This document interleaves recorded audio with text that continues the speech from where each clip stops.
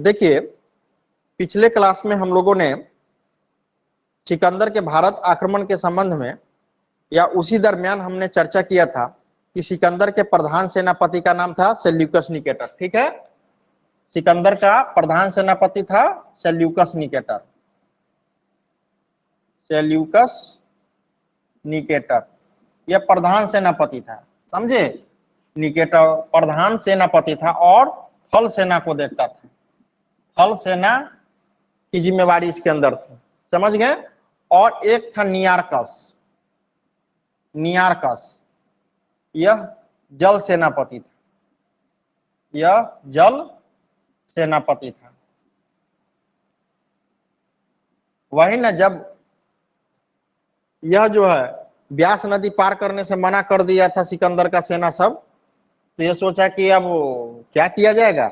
वही कहा कि सर अब हमारा भी तो काम जले में है, हम यही काम कर सकते हैं, अभी लोग को रख के क्या कीजिएगा, इस सबको अपने देश पहुंचा देना जरूरी है।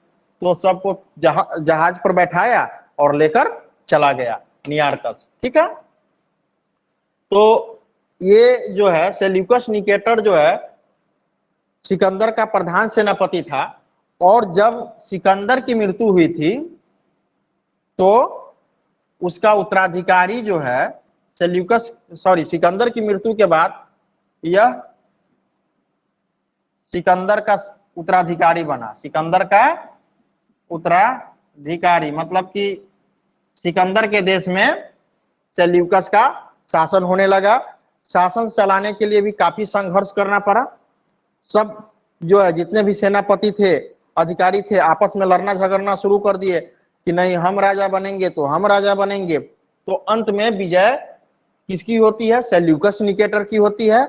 और सेल्यूकस निकेटर जो है यह 312 ईसा पूर्व में मकदूनिया का शासक बन जाता है। यह कब, 312 ईसा पूर्व में मकदूनिया का शासक बन जाता है, जिसे मैसिडोनिया कहें, बेबीलोनिया, ये सब उसी के आसपास है। या 312 ईसा पूर्व में मकदूनिया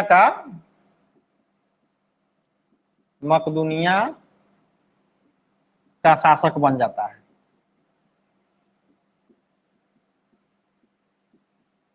ठीक है,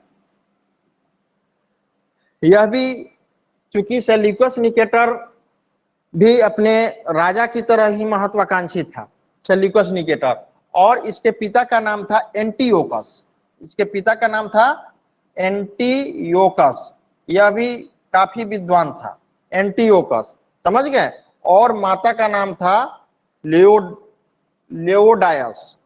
लेओडायस इसकी माता जो थी, पिता था ये एंटीओकस सिकंदर का पिता था, और माता थी लियोडायस। लियोडायस माता थी लियोडायस। किसकी, सेल्यूकस निकेटर की। इतना ध्यान में रखिएगा, हालांकि ये न देखे हैं ऐसा सवाल, लेकिन जानकारी के लिए हम दे दिए हैं। एंटीओकस के बारे में पूछ देता है तो सिकंदर जो है सेल्यूकस निकेटर सिकंदर का प्रधान सेनापति था और बाद में चल के सिकंदर का उत्तराधिकारी भी बना। इसके अंदर महत्वाकांक्षा इतनी तीव्र हो चुकी थी कि वह चाहता था कि हम अपने गुरु की तरह ही, सिकंदर की तरह ही हम पूरी दुनिया को जीते। और सिकंदर के पास जो है, भले ही वो महान था, उसके अंदर एक सनक सवार हो गई थी कि हम पूरी दुनिया को जीतेंगे, लेकिन उस समय वर्ल्ड का मैप किसी के पास सही था नहीं। मैप पर भी रिसर्च जारी ही था। ज्यादातर लोगों के माइंड में था क्या कि जहां समुद्र समाप्त हो जाता है वहीं दुनिया का अंत हो जाता है। तो वह भारत में पूरा प्रवेश भी कर जाता तो या तो हिंद महासागर मिल जाता, वहां अपनी यात्रा समाप्त कर देता, या इधर बंगाल की खाड़ी मिल जाता, वहां अपनी यात्रा समाप्त कर देता, या फिर अरब सागर के किनारे जाकर अपनी यात्रा समाप्त कर देता। तो उसको क्या लगता था कि जहां समुद्र समाप्त वहीं दुनिया समाप्त। इसलिए वो जानता नहीं था कि दुनिया इतनी बड़ी है। इसलिए वह जो है पूरे विश्व को रोदने के मिशन में चला गया। बहुत हद तक वो सफल भी रहा, बहुत हद तक असफल भी रहा। तो इसके अंदर भी, सेल्यूकस निकेटर के अंदर भी यही सनक था। भारत से इसको प्रेम हो गया था। वह हर चीज सिकंदर का नकल करता था। जिस तरह से सिकंदर भारत में आया तो अपनी पत्नी रक्सोना को लेके आया, लेकिन जब यह सेल्यूकस निकेटर जब भारत में आया तो अपनी बेटी कार्नेलिया को लेके आया। समझ गए? तो सेल्यूकस निकेटर की बेटी कार्नेलिया भी काफी चर्चा का विषय है, जिसे जिससे चंद्रगुप्त मौर्य को मोहब्बत हो जाती है और वह शादी कर लेता है। समझ गए? तो ये देख लिए। तो सेल्यूकस निकेटर की कुछ भूमिका है। वह क्या किया कि वह 305 ईसा पूर्व में भारत में आया। कौन? Seleucus Nicator. Seleucus Nicator Bharat में कब आया? 305 ईसा पूर्व में। और इसकी युद्ध इसको चंद्रगुप्त मौर्य से लड़ना पड़ा। ठीक है, भारत के बारे में तो अनुभव था ही, इसको चंद्रगुप्त मौर्य से लड़ना पड़ा। अब बताइए जीता कौन? जीता कौन? जीता चंद्रगुप्त मौर्य। चंद्रगुप्त मौर्य इसमें जीत गया और अंत में निर्णय यही हुआ कि लड़ाई तो और जारी था, लेकिन क्या संजोग था, कार्नेलिया को देखकर चंद्रगुप्त मौर्य जो हैं उनका दिमाग थोड़ा सा उसकी तरफ झुकाव उनका हो गया। सोचे कि हम इसको अब धर्मपत्नी बना लेते हैं। तो वह भी जो है सेल्यूकस निकेटर भी सोचा कि मेरा भी भलाई इसी में है। समझ गए? दोनों एक दूसरे का भलाई देखा और प्रेम तो प्रेम ही था। तो शादी जो है कार्नेलिया की शादी किससे हो गई? चंद्रगुप्त मौर्य से। समझ गए? इसको इसमें कुछ नोट करना है तो कर लीजिए।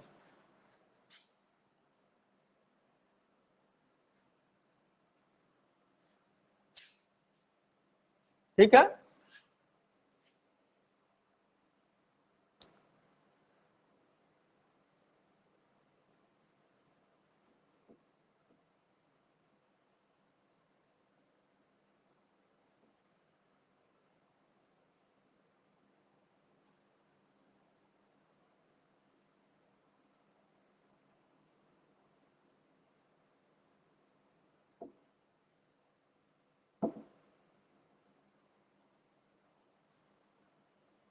सेल्यूकस निकेटर की बेटी का नाम कार्नेलिया।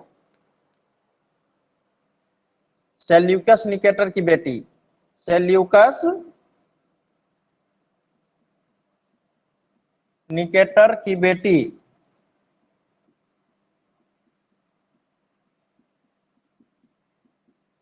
क्या था? कार्नेलिया। कार्नेलिया। यह पत्नी किसकी बनी? पत्नी बनी चंद्रगुप्त मौर्य की। पत्नी बनी चंद्रगुप्त मौर्य की। ठीक है, अब देखिए चंद्रगुप्त मौर्य को क्या फायदा हुआ कि ये सेल्यूकस निकेटर जो है उधर से जीतते आया था। कौन कौन सा क्षेत्र? काबुल, काबुल, कंधार, मकरान और हेरात। ठीक है, और हेरात। काबुल, कंधार, मकरान और हेरात। समझ गए? अब बताइए कि काबुल जो है तो सब जो है ये नॉर्थ ईस्ट में उत्तर पश्चिम में पड़ रहा है, भारत के उत्तर पश्चिम में पड़ रहा है। यह पहाड़ी एरिया था, बॉर्डर एरिया है। समझ गए? तो वहां से जो सब क्षेत्र जीतते आया था, आप लोग इतिहास पढ़ते हैं तो आप लोग एटलस रखिएगा, और नहीं तो अपने रूप में या तो विश्व का मानचित्र चिपका लीजिए या भारत का मानचित्र चिपका लीजिए। सबसे अच्छा होगा एटलस रखिए। वो एटलस, उससे क्या फायदा होगा? इतिहास के अध्ययन में तो आपको सही सपोर्ट करेगा ही, ज्योग्राफी भी तो जीएस है ना, उसमें भी ज्योग्राफी से भी तो सवाल आते हैं, उसमें भी सपोर्ट करेगा। तो एक एटलस आप लोग रखिएगा, वहां आप लोग लोकेशन देखिएगा, काबुल किधर है, कंधार किधर है, मकरान किधर है, हेरात किधर है। तो इन क्षेत्रों को सेल्यूकस निकेटर जीता था, सो दहेज के रूप में अपना दामाद को दे दिया। ठीक है, दहेज के रूप में अपने दामाद को दे दिया। दामाद कौन थे आप लोग बताइए? चंद्रगुप्त मौर्य। चंद्रगुप्त मौर्य को यह क्षेत्र दहेज के रूप में मिल गया। अब सेल्यूकस निकेटर कहे कि चलिए अब तो हम लोग का रिश्ता हो गया। तो कार्नेलिया कहती है कि सुनिए, हम लोग के यहाँ हाथी नहीं होता है, पापा को कुछ हाथी वगैरह दे दीजिए। तो ये चंद्रगुप्त मौर्य उपहार के रूप में, चंद्रगुप्त मौर्य जो है उपहार के रूप में क्या किया, उपहार के रूप में 500 हाथी दिया। किसको? 500 हाथी सेल्यूकस निकेटर को दिया। किसको दिया? सेल्यूकस निकेटर को। सेल्यूकस निकेटर को दिया।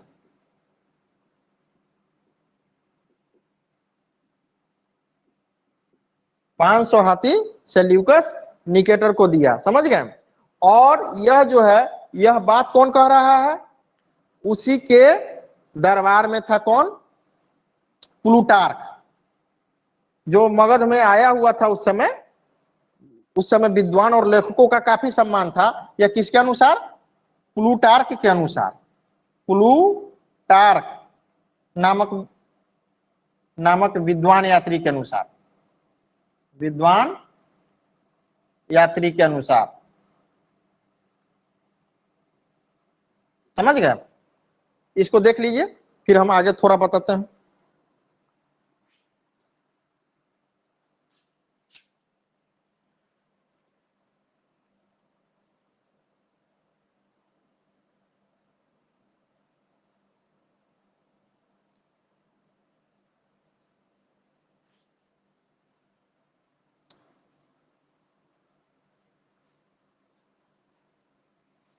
ठीक, अब जो है, जब सेल्यूकस निकेटर जब जाने लगा तो अपना राजदूत मगध में छोड़ दिया चंद्रगुप्त मौर्य के दरबार में, और उस राजदूत का नाम था मेगास्थनीज। देखिए, मेगास्थनीज के बारे में भी सवाल बहुत अच्छी तरह से पूछ दिया जाता है। मेगास्थनीज की प्रसिद्ध पुस्तक का नाम है इंडिका।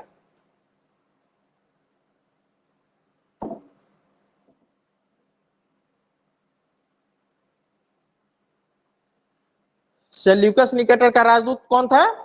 सेल्यूकस निकेटर का राजदूत सेल्यूकस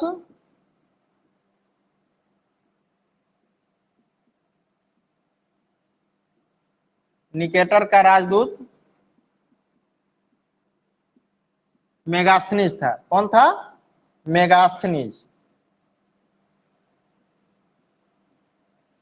ठीक है। और मेगास्थनीज जो है, जब सेल्यूकस निकेटर अपना देश चला गया तो यह नियम होता है कि प्रत्येक देश का अपना राजा जो है, या आज भी ऐसा नियम है कि हर एक देश जो है अपना राजदूत किसी न किसी देश में रखता है। जैसे भारत का राजदूत पाकिस्तान में होगा, पाकिस्तान का राजदूत यहाँ होगा। लाख आक्रमण हो जाए, चाहे कुछ भी हो जाए, राजदूत को कोई कुछ नहीं बिगाड़ सकता है, इतना पावर दिया हुआ रहता है। यह नियम है, समझे? तो लाख पाकिस्तान जो है, वहां आतंक के कारण लोग डरे होते हैं, लोग जाना नहीं चाहते हैं। घूमने के ख्याल से भी, घूमने के ख्याल से तो टूरिस्ट वीजा लेके जा ही सकता है ना लोग, लेकिन ज्यादातर लोग नहीं जाना चाहते हैं। लाख दंगा फैल जाए, चाहे कुछ भी हो, यदि यहाँ का राजदूत वहां है तो उसको कुछ नहीं बिगाड़ सकता है, और वहां का राजदूत यहाँ है तो उसको भी कुछ नहीं बिगाड़ सकता है। राजदूत को काफी संरक्षण दिया जाता है, वह किसी देश का प्रतिनिधित्व करता है किसी दूसरे देश में। समझ गए? तो मेगास्थनीज सेल्यूकस निकेटर का राजदूत था, और इसने इंडिका नामक पुस्तक की रचना की। इंडिका, इंडिका हिंदी में लिख देते हैं, इंडिका नामक पुस्तक की रचना की। इसमें क्या कहा गया कि मेन रूप से पटना के नगर या मगध साम्राज्य के शहरी क्षेत्र का ही विस्तृत वर्णन इसमें किया गया है। समझे ना? ग्रामीण क्षेत्र के बारे में इतना एक्सपीरियंस इसको नहीं रहा, क्योंकि राजदूत था, वो तो राज दरबार में रहता था। तो समझ गए, मेगास्थनीज जो है, इसका सेल्यूकस निकेटर का राजदूत था, जो चंद्रगुप्त मौर्य के दरबार में रहता था। इसने जिस पुस्तक की रचना की उसका नाम था इंडिका। और एक चीज ये इंपॉर्टेंट है, चंद्रगुप्त मौर्य, चंद्रगुप्त मौर्य और सेल्यूकस निकेटर, और सेल्यूकस निकेटर के बीच युद्ध का, के बीच युद्ध का वर्णन एप्पियस ने किया। ठीक है, वर्णन एप्पियस, एप्पियस एप्पियस एप्पियस ने किया। ठीक है, तो चंद्रगुप्त मौर्य से रिलेटेड सेल्यूकस निकेटर रहा, इनसे रिलेटेड चाणक्य रहे, तो इस प्रकार जो है, और इनसे जुड़े सिकंदर भी रहे। तो इस प्रकार इन तमाम चीजों की चर्चा आज हम लोगों ने किया। तो चंद्रगुप्त मौर्य से यह सफिशियंट है सवाल के लिए, लेकिन यह मौर्य वंश के मात्र एक शासक की चर्चा आज हमने किया। कल के अध्याय में मौर्य वंश के दूसरे महत्वपूर्ण शासक की चर्चा करेंगे, हो सके तो तीसरे भी महत्वपूर्ण शासक की चर्चा कर लेंगे। उसके बाद हम लोग इस विषय क्षेत्र में आगे की ओर बढ़ेंगे। तब तक के लिए धन्यवाद।